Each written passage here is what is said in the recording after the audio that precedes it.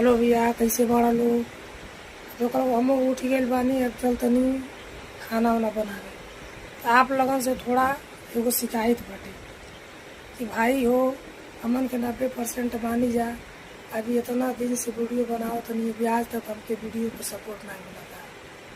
ना भैया लोग ना लाइक करता लोग, ना सब्सक्राइब करता लोग, ना शेयर करता लोग, आ ना सदस्य बनता लोग। तो भैया ऐसा काहे करता लोग।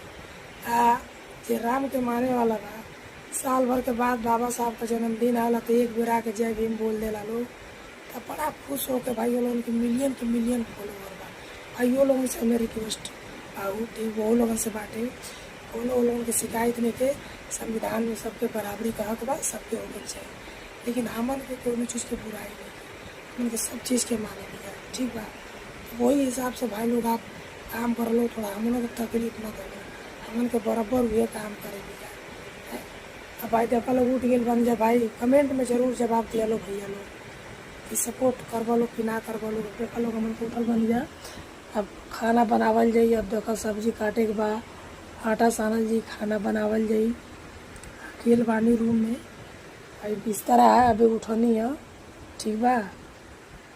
भाई मोबाइल चार्जर और रोड है, तो भाई अब चलो जी हम लोग का, ठीक बा। भाई लोग थोड़ा प्यार सपोर्ट डालो।